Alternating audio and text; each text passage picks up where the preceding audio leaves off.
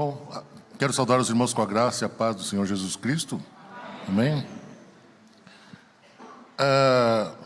Eu sou professor de geografia, mas eu sempre tive uma paixão muito grande por história. E a história do movimento de reforma sempre me despertou interesse também. Até porque é uma história rica, é uma história que nos deveria encher de um orgulho santo, porque ela foi escrita com sangue. Centenas de irmãos foram martirizados por causa da nossa fé. Desde a Primeira Guerra Mundial, quando nós surgimos, e nós não éramos uma igreja ainda, mas era um grupo de irmãos que queriam ser fiéis a Deus, passando pelo nazismo. Na Observador da Verdade, esse mês vai sair, desse último trimestre vai sair um artigo sobre isso. Na época do nazismo, no terceiro trimestre saiu sobre isso. Os irmãos crileiros devem lembrar disso.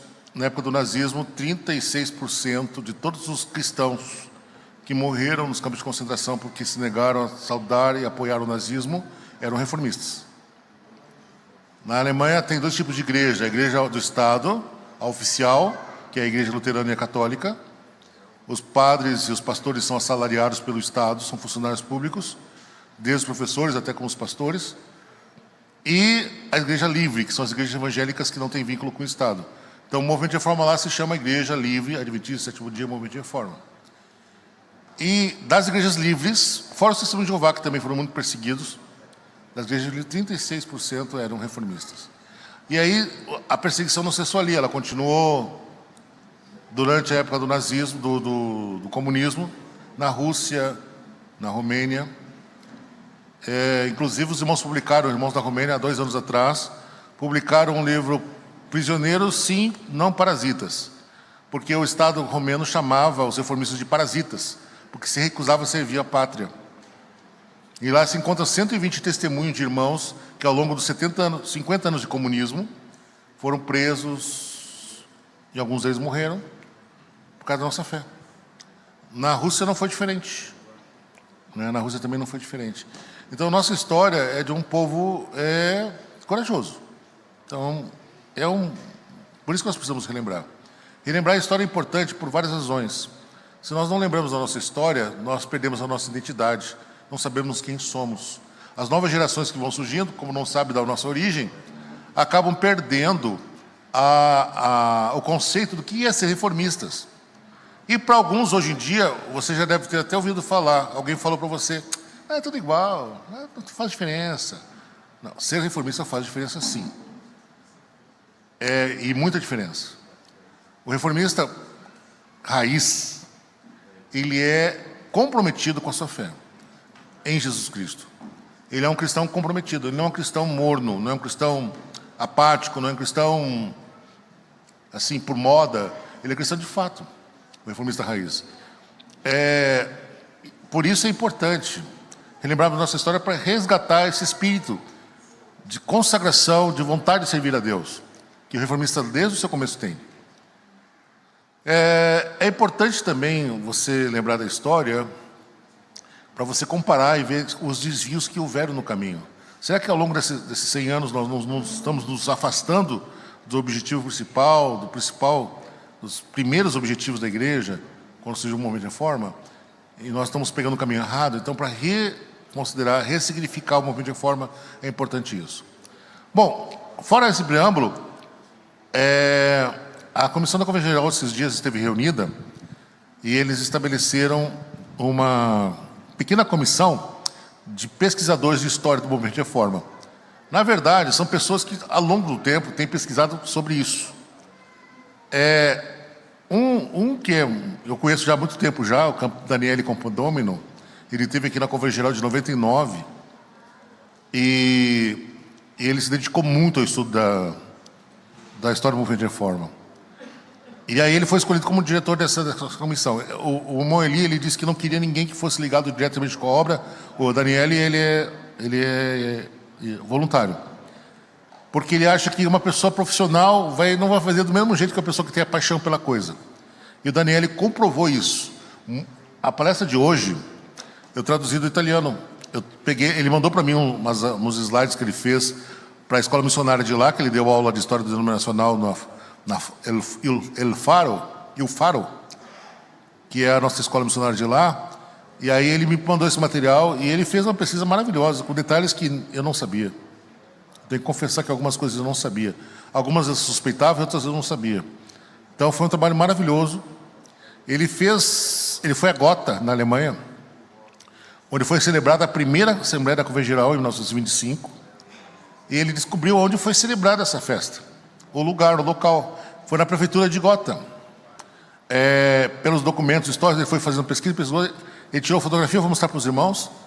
Na época também devia funcionar a Câmara de Vereadores, então tinha um plenário lá, eles usaram aquele plenário para fazer a primeira Assembleia. E junto com ele tem aí o Dorval, que os irmãos conhecem já, que é aqui da editora, ele escreve muito bem, é professor de história também. Tem duas irmãs, uma da Alemanha e a outra da Sérvia, Croácia, alguns desses países bálticos ali, que também são apaixonados por história, e aí me sugeriram para me ser tipo uma espécie de ajuda também, me pediram para me ajudar. Então a gente está envolvido nesse grupo, eu quero ver se amplio mais. A ideia do projeto é fazer um volume 2 da história do movimento de reforma, porque o irmão Balbo escreveu até 99, né?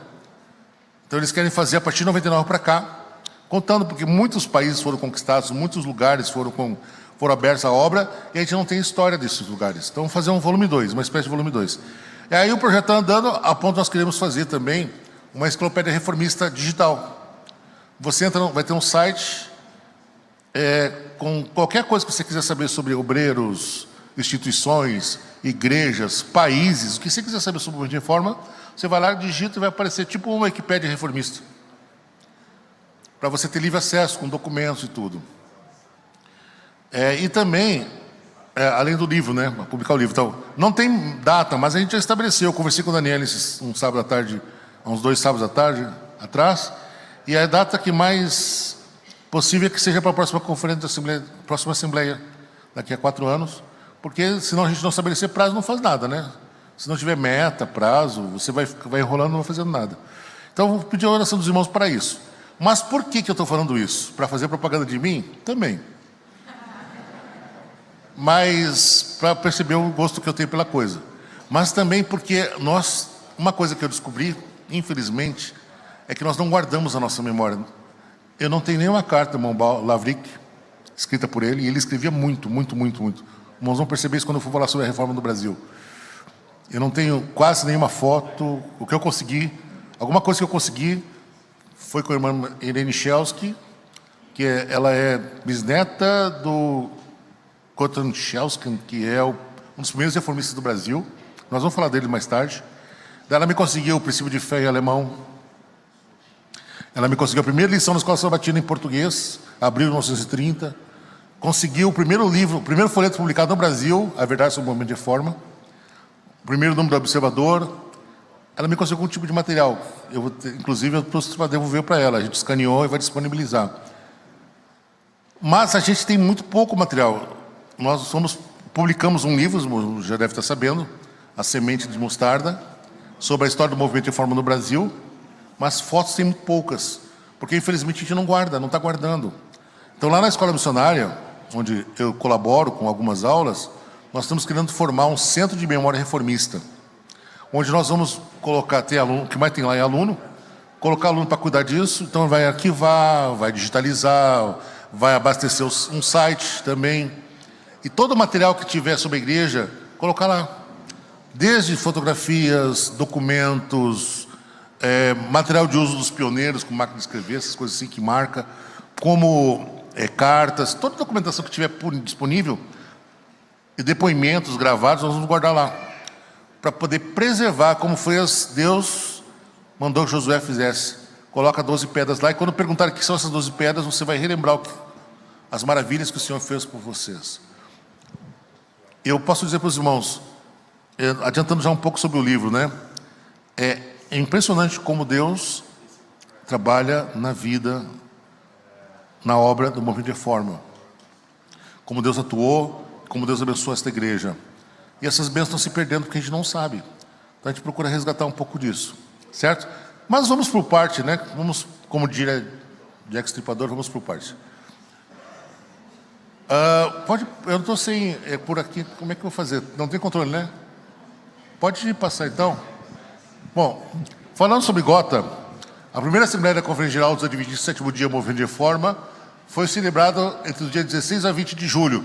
A Assembleia, propriamente dita, 2 dias antes, foi aquelas preliminares. Aquelas reuniões preliminares, né, que são feitas 2 dias antes. Mas foi dia 16 a 20 em Gotha, Turígia, Alemanha. Gotha é uma pequena cidade da Alemanha que fica no centro do país.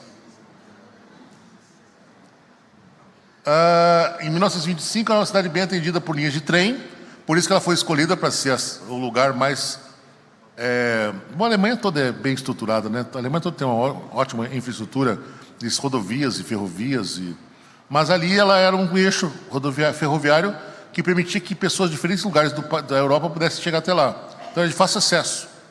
E era uma cidade pequena na época. Atualmente ela tem 45 mil habitantes. Imagina há 100 anos atrás, né? Pode? Gotha fica bem no centro da Alemanha. E esse aqui é o mapa da cidade na época, há 100 anos atrás. E o lugar da Assembleia é aqui no canto esquerdo, noroeste ali, ó. Aquela extensãozinha que parece aquele canto ali abaixo da legenda, foi ali que foi feita a Assembleia da Conferência Geral em Gotha. Pode continuar? Bom, os delegados e os países onde nós tínhamos representado, que países, né? Da União Báltica do Mar Báltico. O Mar Báltico é o que fica lá no norte da Europa, entre Finlândia, Letônia, Estônia, Lituânia. Então nós temos na União Báltica Jungers, Kopperman da Estônia e a irmã A. Odeder. É interessante que ela parece que é finlandesa. O irmão Jungers a gente não sabe quem era, assim, a origem dele, né? Mas, porque os registros são poucos também. Mas uma coisa que me chama a atenção é que na primeira delegação eram 16 membros representando o movimento de reforma no Brasil do mundo todo. No caso da Europa, né? Que é onde tínhamos membros e na época estava começando a obra nos Estados Unidos e no Brasil. Mas o que me chama a atenção é que tinha uma irmã como delegada. Hoje é normal, irmãs delegadas, mas há 100 anos atrás não era comum, né? Mas as mulheres estão participando aqui, e glória a Deus por isso, né? Participando da liderança da obra, diretamente da liderança. Ela estava lá no começo de tudo, no princípio de tudo, lá no gênesis do movimento de reforma. Estava a irmã Otender como delegada, representando os irmãos do norte da Europa. Depois a União Danúbio, que é aqueles países que são... Volta só um pouquinho. Danúbia são os países banhados pelo oceano, pelo rio Danúbio. O rio Danúbio nasce no sul da Alemanha, na Floresta Negra, e separa 8 países. Atravessa Budapeste, na Hungria, Budapeste. Buda é um lado da cidade e Peste é o outro lado da cidade, as duas Budapeste. E desemboca no Mar Negro, ali do sul da Ucrânia. Então ele passa, é um rio famoso na Europa, é o maior rio da Europa Ocidental. O Volga da Europa Oriental, estou dando aula de geografia, né? A gente que tem um cacuete, não adianta pegar o cacuete de ficar falando de geografia. Se vocês deixarem, eu vou falar mais de geografia e de história. Aí lê lá Ursan Constantin. Esse Ursan Constantin, ele é importante porque ele foi mandado. É uma coisa que eu descobri também assim, por acidente. Nos primeiros anos do movimento de reforma aqui no Brasil, a Conferência Geral mandou ele para cá, em 1928, 29, quando a obra já tinha uns 40, 50 membros aqui no Brasil, para ser pastor daqui. Ele era pastor na Europa, e ele veio com a esposa para cá, ele era bem jovem, mas a esposa dele não se adaptou com o clima tropical daqui, ficou doente, e ele teve que voltar. Mas esse Ursan, ele participou da ordenação do irmão Lavik. Ele e o irmão Carlos Kossel foram os pastores que ordenaram o irmão Lavik para o ministério. Provavelmente foi uma ordenação, o irmão Lavik era novo ainda, não tinha nem 30 anos, e não era nem casado também, por causa dessa necessidade de ter um líder pastor no campo brasileiro. Carlos Kossel era pastor na Argentina, e no Brasil estava prosperando, crescendo, despertamento e tudo, e não tinha quem cuidasse do campo. Então, provavelmente ordenaram o irmão Lavik um pouco mais cedo por causa disso, porque o Ursan teve que voltar para a Europa. Mas ele foi o delegado da primeira Assembleia. Dumitru Nikolic, da Romênia, né? Que depois vai ser presidente da Conferência Geral. Mihai Streza, da Romênia também. Pode continuar? Na União Alemã temos 10. Josef Andrzak, C. Adams, Albert Kram. Meu alemão não é muito bom, tá, irmãos? Me perdoem. William Maas, que mais tarde, a gente não tem certeza da origem dele, mas ele vai ser o segundo presidente da Conferência Geral do Brasil, da Conferência Geral, e ele vai falecer, nós vamos falar sobre ele mais tarde, ele vai falecer durante a Segunda Guerra Mundial, em 42, de câncer, né? Mas ele estava lá. William Richter, na Alemanha também, Schwab, na Alemanha, e Heinrich Specknebel. Esse jovem aqui vai ser muito importante. Ele tem um irmão, mas o Specknebel vai ser importante, ele era da Suíça. Pode continuar. Da União Escandinava. Escandinávia é aqueles países dos nórdicos lá, dos vikings, tá? Noruega, Suécia, Finlândia. Bélgica também. Dinamarca. Bélgica é francesa. Dinamarca. União Escandinava, Eckholt da Suécia, Rasmussen da Dinamarca. E o presidente da Conferência Geral, que é ex-ofício, porque presidente, nós vamos falar sobre isso, explicar por que ele era considerado presidente. Antes da Assembleia. O irmão Otto Welp foi o nosso primeiro presidente. Países europeus que estavam presentes com os representantes delegados. Onde tínhamos um movimento de reforma. Áustria, Bulgária, Tchecoslováquia, antigamente era Tchecoslováquia, hoje é Tcheca, República Tcheca, e a Eslováquia se separou. Dinamarca, Estônia, Finlândia, França, Alemanha, Iugoslávia, hoje são 7 países, Croácia, Bósnia e Herzegovina, Macedônia e tal. Letônia, Holanda, Polônia, Romênia, Suécia, Suíça, União Soviética e Hungria. Era exatamente onde nós tínhamos um movimento de reforma, tínhamos membros. Aquela Assembleia nós tínhamos 4 mil membros no mundo. No mundo, que eu digo aqui, é Europa, né? Em 1918, quando terminou a Segunda Guerra Mundial e começaram os primeiros contatos entre os reformistas, nós tínhamos mais ou menos 2 mil membros separados da Igreja Adventista. De 18 até 1925, a igreja dobrou de tamanho, foi para 4 mil membros. Então, quando esses delegados aqui, todos os delegados, eles representavam 4 mil membros que nós tínhamos no mundo na época. Mundo, lembrando, Europa, né? Nós também tínhamos membros, no caso, pode continuar. Segue. Em 2 países fora da Europa. O Brasil, Molavik tinha chegado aqui 1 ano antes. Na verdade, ele tinha chegado aqui no dia 9 de dezembro de 1924. A Assembleia vai se celebrar 7 meses depois, em julho de 25. Mas ele era o primeiro reformista em solo sul-americano. E também, nos Estados Unidos, tinha migrado para lá. Aquele Henry, lembra do Henry que eu falei? Ele tinha sido mandado para lá para ser missionário 2 anos antes, de 1923. E logo em seguida, em 1924, vai 2 filhos de 2 pioneiros. Doschler e Welp. Filho do Otto Welp e filho do Edward, acho que é Edward o nome dele, que era filho do... Esqueci o nome do primeiro nome do pai dele. Deutsch. Nós vamos falar deles. Então foram para os Estados Unidos. Então nessa época nós tínhamos reformistas nos Estados Unidos, alguns missionários lá, e um missionário aqui no Brasil. E era o número de 4 mil membros. Continua? Bom, a fila da esquerda para a direita, aqui no primeiro canto esquerdo, sentado, de fraque, o irmão Constantin, William Richter, depois o terceiro ali é o camarada Nikolic, Dmitry Nikolic, nós vamos falar bastante dele. William Komperman, depois Haussmann. Haussmann é aquele carequinha que está bem no meio ali, do lado do irmão Otto Welp. O Otto Welp é outro carequinha também de bigode ali, ó. Por que eu vou chamar a atenção do irmão Haussmann? Porque ele vai ser o pastor que vai morrer na Alemanha. Ele vai ficar preso bastante tempo, porque o nazismo não foi uma coisa de repentina. Nenhuma ditadura, dificilmente uma ditadura seja repentina, é um processo, né? Então, quando Hitler é colocado como chanceler da Alemanha em 1933, ele usa a Gestapo, a Polícia Federal deles, para começar a perseguir seus inimigos. Daí ele toma o lugar do presidente e se torna ditador, né? O Führer, o líder. E de 33 a 36, ele anula o registro do movimento de reforma. Ser reformista é ilegal. De 36 a 39, quando começa a Segunda Guerra Mundial, os reformistas que se reuniam, por exemplo, uma reunião como essa, podia dar 2 meses de prisão para os leigos. Irmãos foram presos 2 meses porque participaram da escola sabatina. Pastores ficaram 6 meses presos porque dirigiram Santa Ceia. Nessa época. Então, de 36, e esse irmão Haussmann, Ele foi pastor do campo da Alemanha, ele viajava pelo país e ele foi preso várias vezes, porque a acusação era essa. Visitava irmãos, recolhia dízimo, fazia Santa Ceia, o que era ilegal. E aí ele vai ser preso, levado para o campo de concentração e vai acabar morrendo lá. Um dos que morreu foi ele. E ele participou de todas as assembleias da Convenção Geral até ser morto no campo de concentração. Aí tem William Maas, que foi ser do lado do irmão Otto Welp. Ah, obrigado. E agora, como é que funciona? Tem que ligar, né? Tá aqui, ó. Agora vai.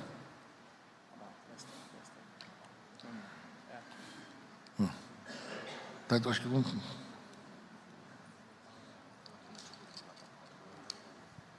notebook. Que agora foi. O que é o estudo, né? Bom, Albert Crahen, fila atrás, da esquerda para a direita. Mihail Streza, Karl Korzel, o irmão Korzel ali, ó, ele vai ser o pastor que vai vir para a América do Sul em 1927. Spacknebel Hendrich, bem jovem aqui, mas um talento. Eu não conhecia, mas pelo que eu percebi, ele era muito talentoso, porque ele foi o primeiro secretário da Convenção Geral, na primeira Assembleia, foi eleito secretário. E ele foi delegado, nós vamos falar dele mais para frente, foi um homem importante. Aí depois, do lado do irmão Spacknebel, desculpa aqui a irmã Bender, essa aqui que era delegada, Jungers Eichholz e a sua esposa, que do lado, esse aqui é a esposa, e que não era delegada, Max Kohler e C. Adams. Esses são os primeiros líderes da igreja que representaram a igreja na nossa primeira Assembleia da Convenção Geral, certo? Bom, mas como surgiu, vamos falar um pouco, vamos fazer uma retrospectiva e vamos ver como chegou a isso. É bom quando funciona, né? Como surgiu, como nasceu, onde surgiu, como apareceu o movimento de reforma. Bom, nós sabemos que, os irmãos têm uma noção da história, lembram bem da história, que na década de 60, nos Estados Unidos, 1860, a nação foi fragmentada, quase fragmentada, dividida em duas, por causa da Guerra da Secessão. Secessão é separação. Então, o Sul, escravocrata, de fazendeiros de algodão, queria a separação da União, na época o Norte, hoje é Nordeste dos Estados Unidos, era a região mais industrializada, mais moderna economicamente, e como era uma sociedade mais capitalista, eles queriam mão de obra livre, porque mão de obra livre significa operários significa salário, significa renda, significa venda, comércio, desenvolvimento. Escravo não compra, não consome, não tem renda. Então, quando foi eleito o presidente Lincoln, ficou claro, e ele era abolicionista declarado, que ia acabar a mamata. E o pessoal do Sul acreditava que se acabasse os escravos, acabava a agricultura, a fazenda, a produção de algodão, acabava a economia do Sul. Como aconteceu aqui no Brasil também, quando tentou-se acabar com a escravidão aqui, que foi um processo lento e sofrido, a argumentação era assim, não, se acabar com a escravidão, vai acabar com a produção agrícola, vai acabar com as fazendas, vai acabar com todo o processo, toda a estrutura econômica do país, o que não é verdade. Mas aí o Sul declarou guerra contra o Norte. E durante 4 anos morreram apenas 600 mil americanos. Nenhuma guerra. Se você juntar todas as guerras da Coreia, Segunda Guerra Mundial, Primeira Guerra Mundial, Guerra do Vietnã, Guerra do Iraque, Guerra do Paquistão, Kuwait, não importa a guerra que os americanos estejam. Se você somar todos os soldados americanos que morreram em todas as guerras dos últimos 100 anos, 150 anos, não dá o número de americanos que morreram na Guerra Civil. 600 mil, 300 no Norte, 300 no Sul. Foi um genocídio, fratricídio, né? Um ataque contra irmãos. Foi uma guerra sangrenta, mas dali que nasceu a nação americana, porque daí unificou o país e hoje é uma nação só. E aí a igreja adventista estava surgindo naquela época, estava se organizando. E aí ficou naquele impasse. Ela se organizou e disse assim, e agora, quem somos? Os menonitas já eram combatentes, não combatentes. Eram objetores de consciência. E aí ficou naquela coisa, a igreja ficou dividida. Uma parte... Porque lembrando que em 1863, 64, Muitos daqueles irmãos tinham lutado na guerra contra os ingleses, no início do século XVIII, XIX. Então eles eram patriotas roxos. O americano é patriota roxo, né? Gosta da bandeira, vocês podem ver. Não existe um filme que vocês não vejam que não apareça uma bandeira. Já viram? Já perceberam isso? Todo filme americano, raiz, aparece uma bandeira. Em algum momento do filme vai aparecer numa sala, numa sacada, numa escola, uma bandeira americana. Fazer um spoiler, fazer uma parede aqui. Já perceberam que o uniforme dos primeiros heróis, na verdade, é uma bandeira disfarçada? Olha o uniforme do Super-Homem. Vermelho e azul. Do Homem-Aranha, vermelho e azul. Capitão América, vermelho, azul e branco. O Homem de Ferro ainda usa vermelho e dourado, né? Fica bonito, mas não é. Percebe? Todos os heróis, por quê? O próprio Hitler odiava o Super-Homem, que dizia que ele era semítico, né? Que ele era judeu, dizia que o Super-Homem é judeu. Bom, mas aí ficou aquele impasse sobre o que vamos fazer. E aí, depois de muita discussão interna, em que o palco foi a revista Adventista, na época, a Review do Herald, onde as pessoas, o irmão Tiago White, ele propôs, num artigo chamado A Nação, de que, olha, a responsabilidade, nós temos que discutir essa questão da guerra. Eu achei ele muito democrático, o irmão Tiago White era muito democrático. Vamos discutir a questão da guerra. Qual é a posição que nós vamos tomar? Eu acho, aí ele colocou a posição dele, que se a gente participar da guerra, a culpa vai, se matar alguém, morrer alguém, a culpa é do Estado, o Estado que se responsabiliza por isso. E aí as páginas da Review do Herald ferveram. Ela era publicada semanalmente, e aí começaram a chegar cartas de irmãos, não, vamos para a guerra, porque temos que defender a pátria, porque nós somos cidadãos dessa pátria, não sei o quê. Outros, não podemos. Outros dizendo, temos que achar... Então foi uma discussão que se prolongou durante mais ou menos uns 6 meses. Até que em fevereiro de 64, a Moy teve a visão, que está registrado no primeiro testemunho para a igreja, página 361, que ela disse assim, que foi mostrado que o povo de Deus não deve se envolver nessa guerra complicada. Aí tomou posição. Aí, a partir da luz que a Moy recebeu sobre a questão da guerra, acalmaram-se os espíritos, e a igreja publicou essa decisão aqui, publicada aqui na Review.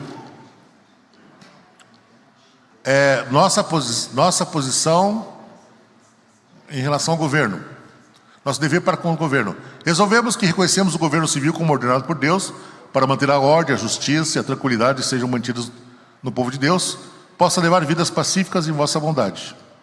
Está mal traduzido isso. Em harmonia com esse fato, reconhecemos a justiça de pagar tributo, costume honrado e reverência ao poder civil, conforme prescrito no Novo Testamento. Como Paulo diz, honra, honra, tributo, tributo. Enquanto nós alegremente entregamos a César as coisas que as Escrituras mostram ser seu, dai a César o que é de César, nós sentimos obrigados a recusar toda a participação na guerra e derramamento de sangue como inconsistentes com os deveres prescritos a nós pelo nosso divino mestre para nossos inimigos em direção à humanidade. Então ele disse assim, claramente, nós somos contra a guerra.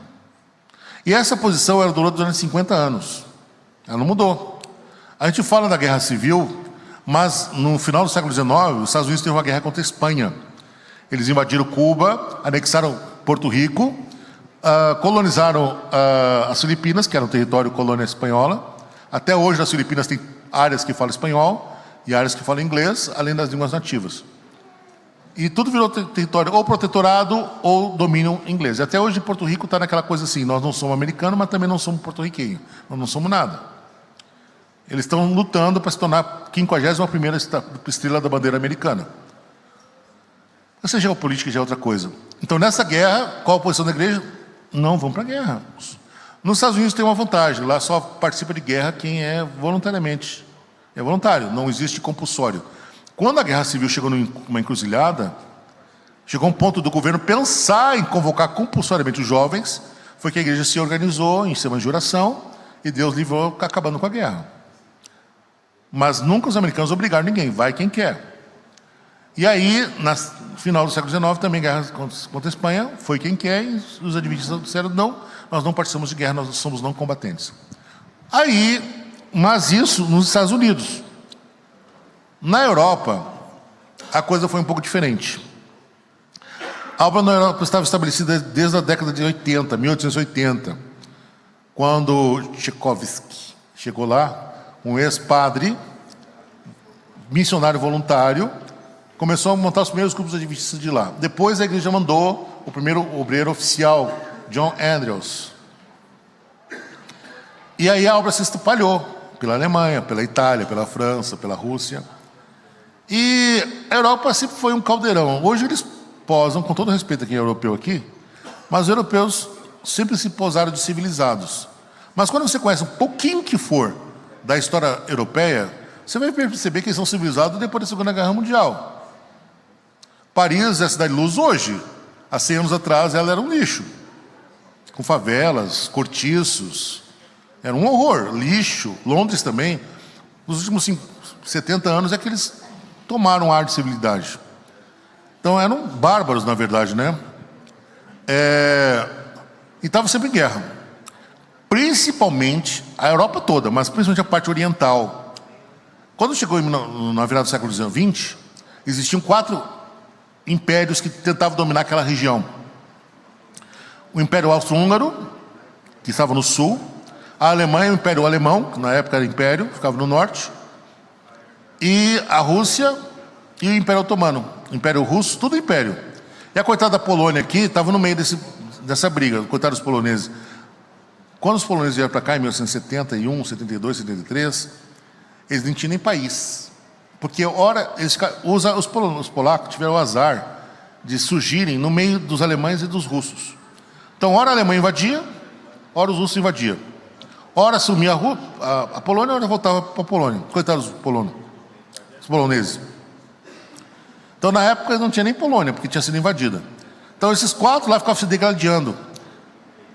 Mas a Primeira Guerra Mundial, ela foi uma guerra étnica. Porque os 2 primeiros etnias que dominavam ali eram os eslavos, russos, ucranianos, poloneses, e os anglo-saxões, alemães, holandeses. Então a briga foi entre eles, entre etnias.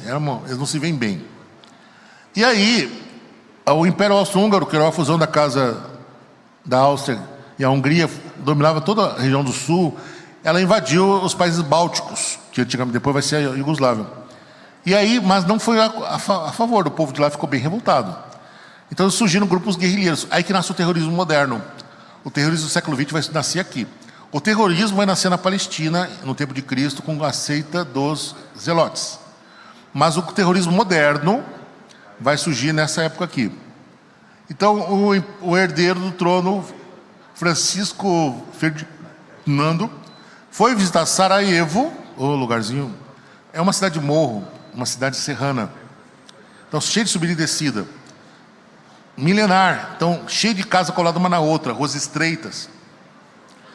E aí estava desfilando esse carro aberto com a esposa, a dona, aqui como é o nome da Sofia, Chotek, e alguém estoura um fogo de artifício, e ele pesquia, o motorista lá no carro, leva pescar um tiro.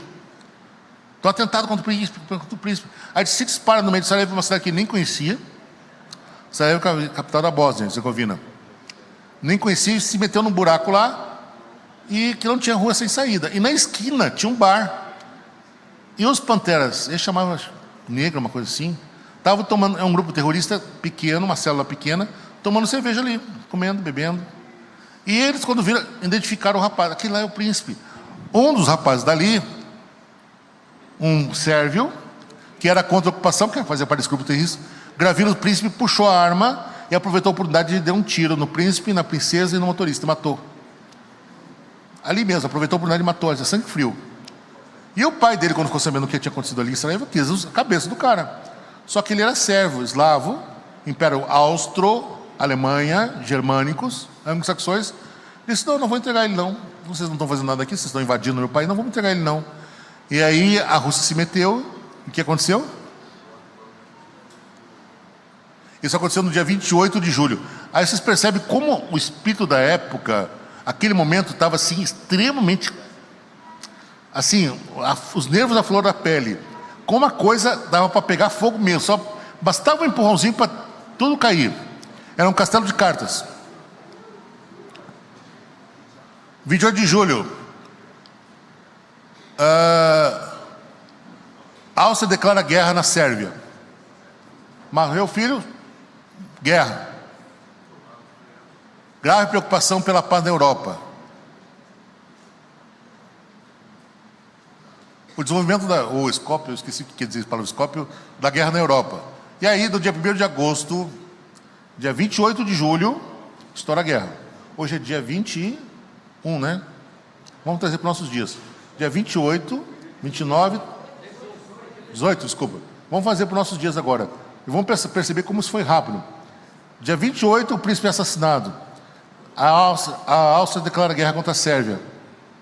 A Rússia está na história. No 1º de agosto, com a Alemanha, que não tinha nada a ver, vai e declara guerra contra a Rússia. Ué, mas não era Áustria, Húngaro e Sérvia? E o que tem a ver Rússia com a Alemanha?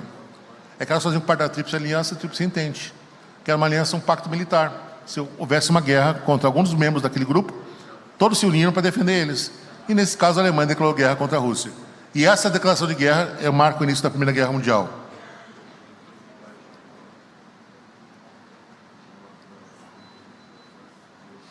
Eita, nós. Jornal da época do Rio de Janeiro. A Europa está conflagrada. Conflagrar, né? Bonita a palavra. Começou esta madrugada a maior luta armada que a humanidade conhece. Aqui, ó, domingo, 2 de agosto de 1914. Na Europa, 1º de agosto. Ó, a Alemanha declara guerra contra a Rússia. Domingo, 2 de agosto. Aí o que acontece? Domingo, 2 de agosto. Estourou guerra no sábado. No domingo, a Igreja Adventista se reúne, monta uma comissão para discutir. E agora, o que vamos fazer com essa guerra? Aí, o secretário da divisão europeia, naquela época que ficava em Hamburgo, Gedeil, escreveu uma circular com as decisões que a comissão tinha tomado. Qual vai ser o que nós vamos fazer? Qual vai ser a posição da igreja diante dessa guerra mundial? Dessa guerra tremenda, não mundial, mas tremenda naquela época, naquela hora. Eles mandaram essa circular aqui. Essa circular foi impressa na gráfica da igreja na Alemanha, distribuída para todo o território alemão e foi traduzido em outras línguas europeias, como romeno e outras mais, e circulou na igreja na Europa toda. O secretário da divisão europeia disse o seguinte, ó, 3 coisas que ele disse nessa circular. Devemos ser fiéis e obedientes quando convocados para servir a pátria. Ele fala na circular o seguinte: se você for soldado, seja o mais fiel possível, seja o melhor soldado possível. Você é cristão, você tem que fazer o melhor. Faremos o serviço também no sábado. Ele fala, nós vamos abrir uma exceção no tempo de guerra para a questão do sábado. Então nossos soldados estão liberados para guerrear e liberados para trabalhar também no sábado. E os irmãos que ficarem, daí ele fala bem assim, e aos que ficarem, vamos orar pelo exército alemão. Ele chama de justa causa, que era a guerra da Alemanha. Então, nessa declaração aqui, os que ficaram orem, os que forem lutem.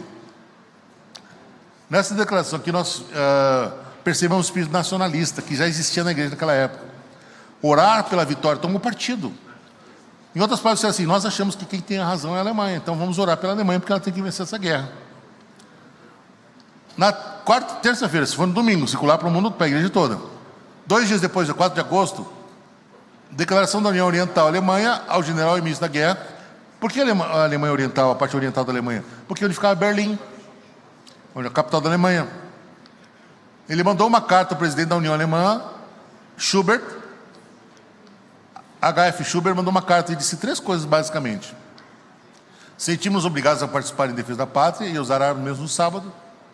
Certo? Olha, general do exército, comandante do exército, os adventistas do 7º dia vão participar da guerra e vão, mesmo que seja no sábado, sabendo que, por que existia antes da guerra, tantos adventistas objetavam participar do exército, que os próprios médicos que faziam o exame de saúde, já passavam atestado, inventavam uma doença lá, dizendo, não, então eles eram liberados assim, sem precisar, você é adventista? Está liberado. Não tinha uma lei que dizia isso, mas era uma prática. Então os adventistas eram conhecidos como não participando da guerra. Mas de repente, o presidente da União Alemã, leste alemã, que a Alemanha era dividida em 3 uniões, toma essa decisão. Não, nós tomamos a decisão que o jovem adventista pode participar, e não só nisso, não tem problema nenhum com o sábado.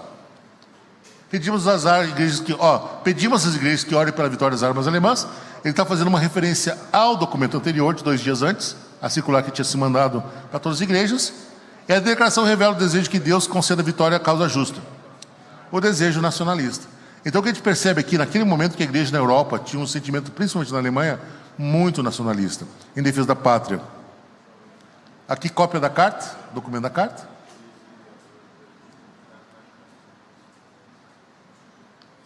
Quarta-feira, isso repercutiu na imprensa, tá? Já terça-feira saiu a declaração do Exército. Domingo tinha saído a declaração para a igreja. Terça para o governo. Na quarta-feira, os jornais da época noticiaram isso. Olha, esse jornal aqui, meu alemão tá muito ruim, né? Mas Salzburger Zeitung. Zeitung é tempo. Tempo de tal lugar, né? Está escrito assim: a Conferência Geral dos Edifícios do Sétimo Dia em Hamburgo decidiu, conforme fomos comunicados, em uma reunião em 2 de agosto, exortar seus membros a servir fielmente a pátria durante o tempo de guerra. Isso é imprensa noticiando, exatamente, bem lembrado. Servindo militar mesmo no sábado, e serviço militar mesmo no sábado, dia em que eles, caso contrário, não executariam o serviço, com base em Josué 6. É o que está aqui, ó, está vendo ali, ó, Josué 6, ó. Então, essa notícia, pelo que dá a entender, pelo teor da notícia, a própria sede da igreja comunicou aos jornais a posição da igreja. Eles queriam que a sociedade também soubesse. Então, no domingo eles avisaram a igreja, interno. Na terça, avisaram o governo. E na quarta, eles mandaram comunicados para os órgãos públicos, os jornais, para se tornar público a posição da igreja. Para todo mundo ficar sabendo que a igreja era a favor da guerra e que ia mandar seus soldados para participar disso, seus filhos a participar disso. Outro jornal da época também, ó. Hamburger Frieden. Ai, tem que dar nó na língua para falar alemão, né? Hamburger Friedenbraut. Gostaram do sotaque, né? Os adventistas do sétimo dia em Hamburgo anunciaram o seguinte: embora durante o período de paz os jovens adventistas tivessem serviço, sujeitos ao serviço militar, como é do conhecimento de todos, isentos do serviço ao sábado por motivos de consciência, mesmo os que eram alistados, no sábado eram liberados. Veja bem, é uma coisa que eu quero corrigir aqui, irmãos, porque alguns dos nossos contendentes, pessoas que não simpatizam muito com o movimento de reforma, levantam essa questão: reformistas que foram alistados. Não tem problema nenhum de reformista servir o exército. Tempo de alistamento, passar um tempo no quartel. O problema qual é? Qual é o problema? O sábado, o que mais? Pegar em arma. A alimentação também não deixa de ser um problema, se bem que hoje em dia, né? Mas o nosso problema não é estar alistado. Até que o Bruno de Galup, alguns conhecem aqui, ele serviu o exército. E lá, como ele era muito bom datilógrafo, e muito inteligente também, ele acabou se tornando secretário do general lá, um dos comandantes lá. E aí, trabalhava de segunda a sexta, sábado liberado, não tem problema nenhum, serviu o exército. Não é um problema ser convocado para o exército, o problema é o que você vai fazer lá. Esse é o nosso problema. E os jovens adventistas ou eram isentados ou alguns eram convocados, só que chegavam no sábado liberado.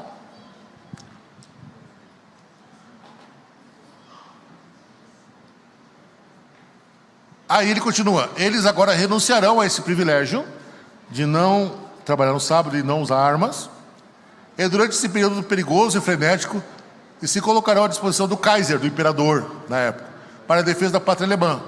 Seu lema passa a ser: com Deus, pelo Kaiser e pelo reino, porque a Alemanha naquela época era um reino.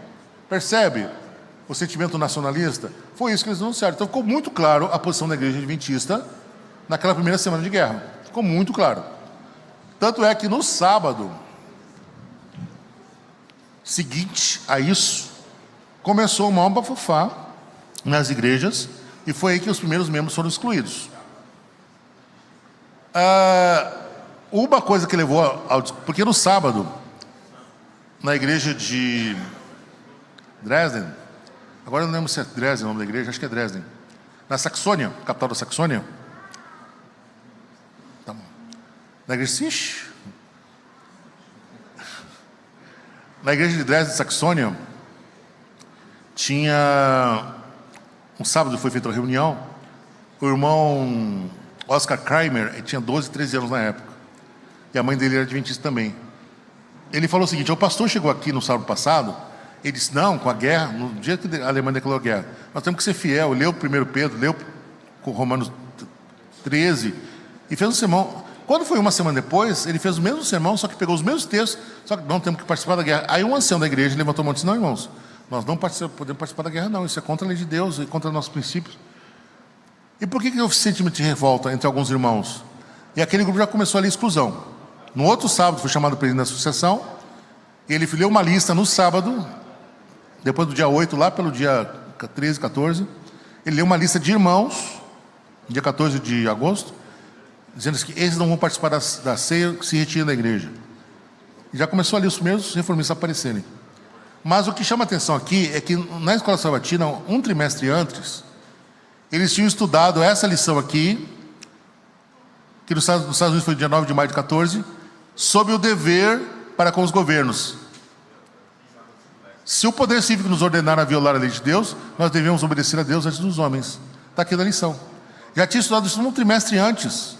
E agora o governo, o próprio direção da igreja disse, não, você tem que servir a pátria, você tem que pegar em armas, você tem que transgir o sábado, porque é tempo de guerra, é tempo de defender a pátria. Isso acabou dando um nó na coração dos irmãos.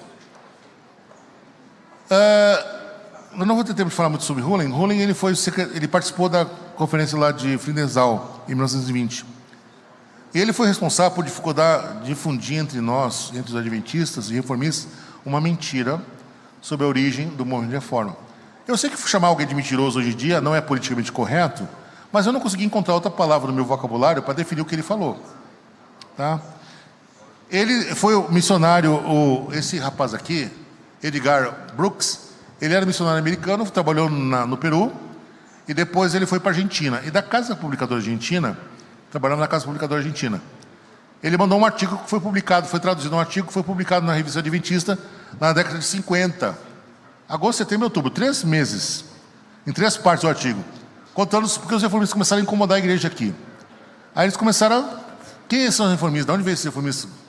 Aí ele escreveu, Edgar Brooks, sua história e seus ensinos. Ele fala sobre a questão que o Hullen conta. A partir daqui, até 1950, pelo menos no Brasil, a versão oficial é por causa da guerra. Mas a partir daqui, a partir do relato de Brooks aqui, começa a circular outra versão para a origem do movimento de reforma, que é uma versão falsa, porque é tipo assim, com todo respeito, né? Com toda a etiqueta que politicamente correto não existe que tenhamos. As pessoas perguntavam, eu ouvi falar de um movimento de reforma, de onde que veio isso? O que o pastor ia dizer? A igreja apostatou e o movimento de reforma defendeu a lei de Deus? Não, natural isso. Então, pegaram uma versão para explicar a nossa origem. E hoje, muitos estão tentando forçar a barra, querendo dizer que esta é a verdadeira origem do movimento de reforma. Hulling lembra que a guerra rompeu e fazia algum tempo, e nada ocorreu que turbasse a serenidade das nossas igrejas na Alemanha. Então, contando, ele disse, não, a guerra estourou em agosto, 1º de agosto, mas olha só o que ele tem coragem de dizer, ó. A guerra iniciou-se em agosto de 14, passaram-se os meses de agosto, setembro, outubro, novembro, dezembro. Isso são 5 meses. Mas em parte alguma houve diferença de opinião, nada de protesto, nem perturbação, nem disputas, nenhuma cisão em nenhuma das nossas igrejas na Alemanha, acerca dessa questão. Pacificada a igreja. Aí você pergunta assim, será que é verdade isso?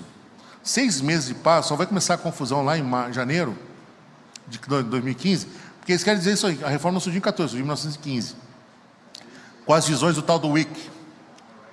Irmãos,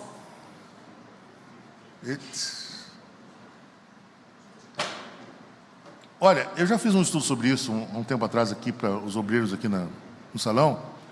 Eu não vou poder aprofundar nessa questão, mas nós temos pelo menos 3 grupos de evidências. Nós podemos juntar as evidências para dizer quem tem razão em 3 grupos. Testemunhos oculares, reformistas que passaram pela situação e contaram a sua história depois. Eu citei o caso do irmão Kramer, é um deles, mas tem Otto Velp, tem outros. Pessoas que viveram aquilo lá. Então quem viveu sabe o que está falando. Segundo, adventistas que falavam sobre isso, contavam o que aconteceu naquela época. E terceiro, os documentos, os jornais da época. Se você juntar essas 3 evidências, que são fontes diferentes, com interesses diferentes, com opiniões diferentes, você vai perceber que a origem do movimento de reforma foi a guerra. Inclusive, em outubro, Aqui, ó. Em outubro, dia 6 de outubro de 1914, nos meses que o nosso amigo Roland disse que não tinha acontecido nada, o Tate, ele era editor da revista Sinais dos Tempos, na Califórnia, da Pacific Press. Ele escreveu perguntando, me conta o que está acontecendo na Europa. E o Gaio, aquele mesmo cara que escreveu a circular para as igrejas, secretário da divisão, mandou esta carta. Esta carta eu não tirei eu não inventei, essa carta eu tirei do site da Convenção Geral dos Adventistas. Se você quiser, eu dou o link para você baixa ela. Está lá, é arquivo documento histórico, está lá. Ele diz assim, ó, redigi, imprimi e enviei às nossas igrejas a posição da igreja de Hamburgo. A maioria das igrejas se mostraram satisfeitas com ela. Não obstante, alguns consideraram que tínhamos obrado mal, que seria melhor para as nossas centenas e talvez milhares de nossos irmãos dos exércitos da Europa se negar absolutamente a portar armas, em especial negar-se a fazer qualquer serviço de sábado, apesar de que poderiam ser fuzilados. Então, na carta, ele confessa que algumas pessoas protestaram, sim. Outra carta, do mesmo mês, escrita... Outra carta escrita no mesmo mês, só que uns dias depois. Escrito pelo mesmo Dale, aí ele escreveu para um grupo maior. Em nosso trabalho, há também uma crise em ação, nesse momento. Outubro de 1914. Satanás está tentando fazer tudo o que pode para dividir opiniões e unidades da igreja. Eu vejo isso muito claramente em várias partes do campo. A questão militar em si mesma e a atitude que nós, como pessoas, deveríamos assumir nos seus confrontos, não está completamente resolvida de forma satisfatória para todos. Forma diplomática de escrever, né? Há aqueles que gostariam de acreditar que seria muito melhor assumir o papel de não combatentes, mesmo que isso poderia nos custar centenas de vidas, que teriam sido mais seguras. Eu não consigo entender, na lógica do Dale, como é que uma pessoa pode ser considerada arriscar a vida sendo não combatente. Na minha cabeça, participar da guerra do campo, no front, é mais perigoso do que eu ficar em casa. Ou ficar em casa corre o risco de eu me matar. Ele diz, não, você não querendo ir para a guerra, você está colocando em risco milhares de vidas. De quem? Carapalha. É verdade. Boa, Lúcia, é verdade. Eu acho que não é essa questão, mas entre aspas, você dar o direito do outro, se o outro te vencer e você não fez nada na guerra, quando ele dominar a região, Também. vai sofrer por causa disso. Viu como é bom participar dos alunos inteligentes? Ter aluno inteligente é bom, né? Eles participam e jogam, a gente aprende com eles, é verdade. E essa questão do fuzilamento faz sentido, Marlene, porque o irmão Otto Velp conta que ele juntava os não combatentes em grupos de 10 e atirava em um. Depois avançava em grupo de 5 e sorteava um. Depois em grupos de 2 e sorteava um. Isso, os sobreviventes são os que sobraram depois para contar a história. Por não participarem da guerra, por não transgredir o sábado, por não lutar no exército. Provavelmente por isso. Eles são considerados traidores. Em vez de entrar para o exército, desempenharam o papel de cidadãos na defesa do país. Carta escrita por Dale para White, o filho do irmão White, né? Smith, Spencer e Valentiner, 15 de outubro. Uma semana depois escreveu essa carta. Essa carta foi escrita por adventista. Ele escreveu de uma forma polida, mas ele faz referência a um grupo de dissidentes. Essa aqui saiu desse livro. Esse livro aqui conta sobre sobre o adventismo e a questão da guerra na Alemanha, escrito por adventistas. Ainda temos alguns problemas com algumas pessoas muito zelosas, que pensam que caímos em desgraça por causa da posição que assumimos. Carta do Conde a Spencer, que era da Convenção Geral. Na época, mais tarde Spencer vai se tornar presidente da Convenção Geral, adventista, mas a carta 27 de outubro, citada, a de 27º dia é o nazismo, né? Igreja, confissão, religião e bandas. Johannes Harlap, 2008. Esse cara é um historiador adventista. Certo? Então ele, no livro, isso que ele me conseguiu, esses documentos últimos agora, quem me conseguiu foi o Daniel. Então um agradecimento para ele, Daniel, valeu. Se o Daniel estiver nos assistindo, valeu mesmo, porque eu não conheci esses documentos, nem esse. Eu conheço esse autor aqui, porque eu tenho alguns artigos dele escritos, mas eu não conhecia esse livro dele. Bom, só para fechar aqui, irmãos, o que a imprensa disse na época? Eu vou citar só um jornal, existe nos apurados que nós fizemos, nós temos 4 jornais que falam sobre isso. Enquanto os outros pediram que o sábado fosse considerado sagrado, mesmo naquele ponto de... Opa, desculpa.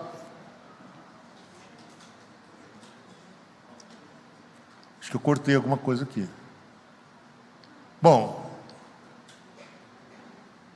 Holy Zeitung, né? Tempo não sei do que. Os irmãos já me perdoaram, né? Os irmãos já perceberam que eu não sei nada de alemão, né? Então, não adianta forçar a barra também.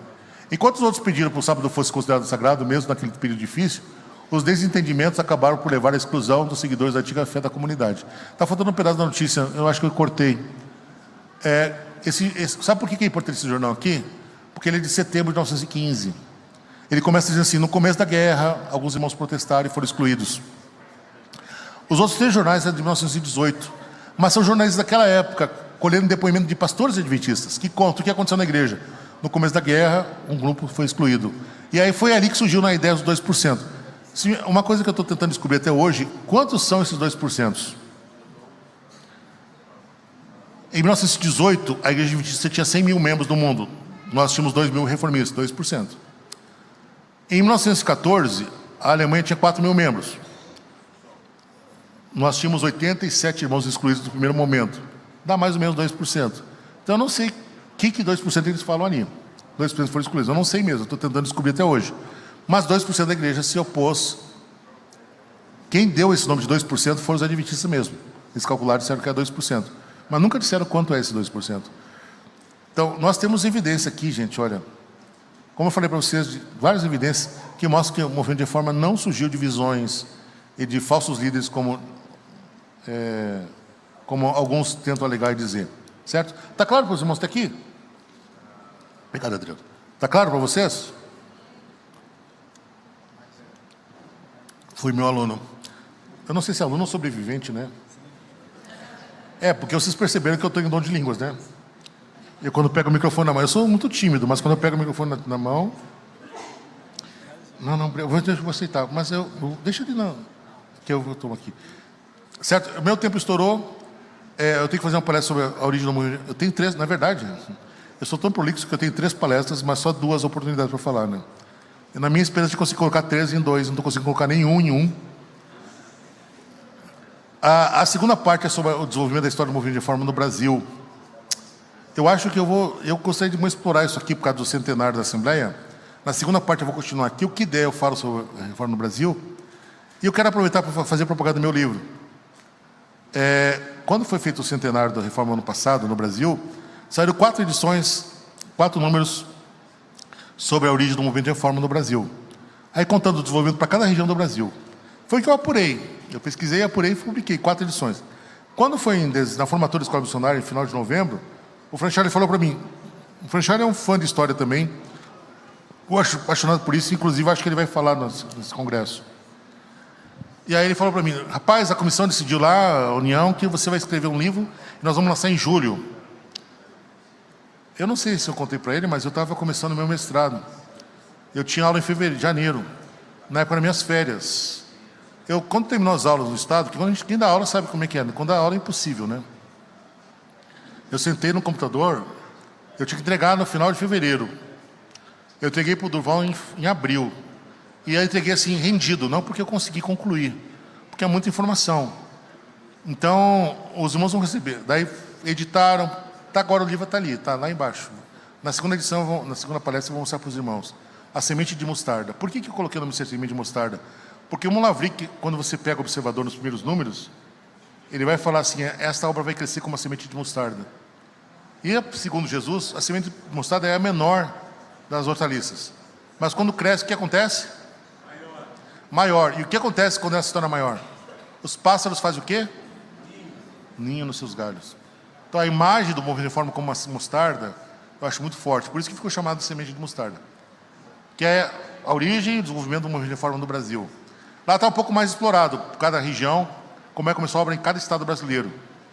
Então eu vou deixar para os irmãos o seguinte: eu vou terminar essa palestra na segunda parte, vou começar a segunda, mas se os irmãos querem saber mais sobre isso, eu recomendo que leiam o meu livro, né? Fazer uma propaganda descarada, né? Merchandising descarada. E aí, o Enar desse ano vai ser sobre o centenário.